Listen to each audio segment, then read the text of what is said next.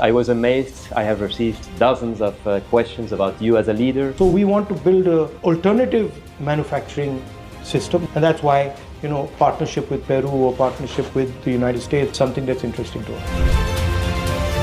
So I would like to know, what are your educational policies or reforms which you will bring in for Indians who do not have access to education? Curiosity that Amrita has, I would like to protect it in the Indian education system and make sure that she can ask questions, she can raise issues, she can think openly without being constrained in any way. So that would be the central idea.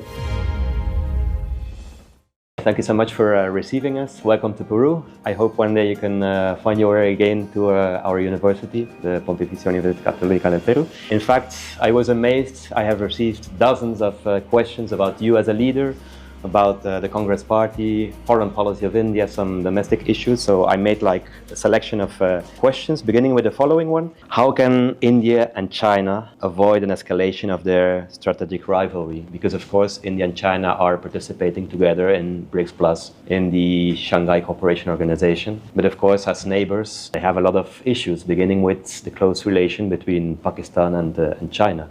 So how to imagine a peaceful relation as neighbors? I mean, India has a partnership with the United States. Mm-hmm. That doesn't mean that we have an antagonistic relationship with China. Mm-hmm. I think there's more than enough room for India to compete aggressively with China without ever going into conflict. Yeah. There are issues on our border. We also have an issue with their military partnership with the Pakistanis. But it's nothing that we cannot resolve and nothing that cannot be sorted out. Okay. They're the biggest producer in the world. Yeah. Right? They produce pretty much everything. For us, not having a powerful manufacturing sector, not being a global producer is a problem. Yeah. Right? Yeah. Because without that, we cannot give jobs to our people. China has proven to the world that you can manufacture in a non-democratic environment. So we want to build an alternative manufacturing system, and that's why partnership with Peru or partnership with the United States is something that's interesting to us. Okay. Talking about Peru, about Latin American countries, how can we think about, imagine a deeper relation with India? I think the first step is actually opening the imagination of both countries to each other. Yeah. And one of the reasons I've come here is to understand what Peru is going through, what you're dealing with, what are the issues right now. And I think that's the first step in building a relationship. Right? From an Indian perspective, we have certain strengths. We have a extremely high-tech, low-cost medical system, healthcare system, very strong education system with regards to medicine, with regards to engineering. So that's areas where we can very easily cooperate. Whether it's eye hospitals, eye care, cancer care, heart disease, we've already done a lot of the homework, and there's a lot of room for partnership. And also, I think there's a lot in common between a country like Peru and India. We are old civilizations, and there's a lot that we bring to the table beyond just manufacturing and trade, way of thinking about things, culture, different traditions. And I think when one uses those frameworks to communicate, it's quite powerful. Okay, great. You have criticized the BJP's record of jobless growth. Which productive sectors would the Congress Party prioritize to, you mentioned it, generate millions of quality jobs? And what industrial or fiscal instruments would you put in place? The main criticism in terms of manufacturing that I've sort of put on the table against the BJP is that they are creating massive trading monopolies, right? So our biggest companies are not manufacturers, they're not producers, they're trading companies, and they have massive monopolistic power in India now. And a lot of the policies that the BJP has been following are designed to weaken and destroy the small and medium sector. I believe that the small and medium sector is the backbone of manufacturing. Small, medium companies eventually become big companies if you support them. That's the main criticism, which is that they demonetize the economy and destroy the cash flow of all these small and medium companies that then collapsed. And then they've instituted a goods and services tax, which punishes production, helps consumption, but punishes production. And I feel that the goods and services tax needs to reward production, needs to want Indian companies, Indian people to produce stuff. So that's at a broad level. On specifically where we would focus, certainly agriculture, adding technological capability to agricultural system, building cold chains, building food processing structures, then low-end manufacturing, and then of course there are areas where we are very strong, which are important, IT sector, software industry. So these would be some of the areas where we would focus. But the basic thing is, look, empower people and don't create monopolistic structures that destroy value.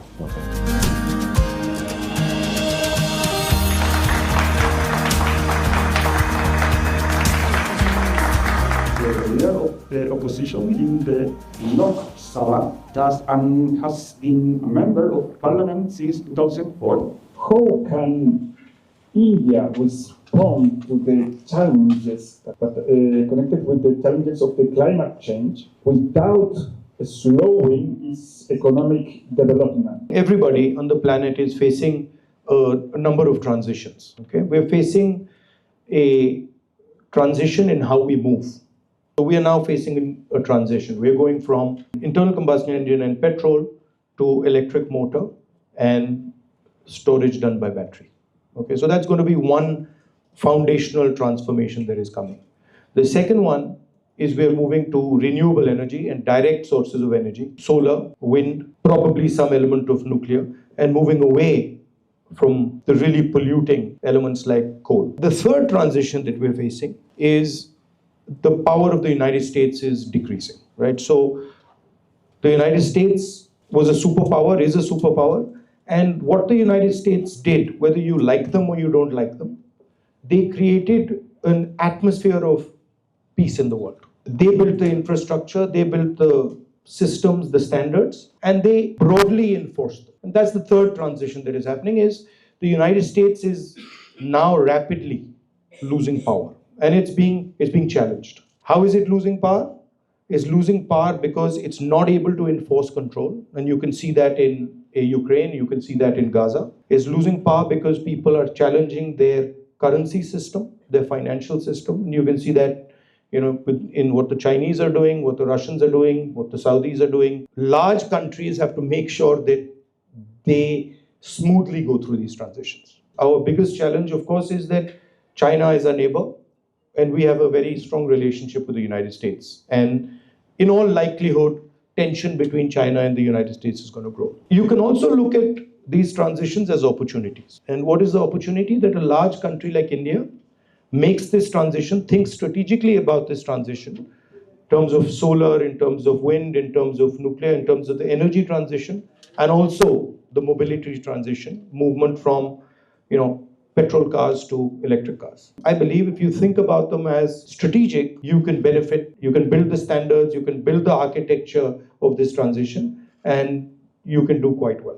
Like your father, who introduced computers into India, and then also IIM and IITs. So I would like to know, what are your educational policies or reforms which you will bring in for Indians who do not have access to education? Education has become too expensive in India. The government has sort of stepped back from education and let private players run the education system. I feel that the government has to actively be involved in education, and the government should spend much more money on education than it currently does.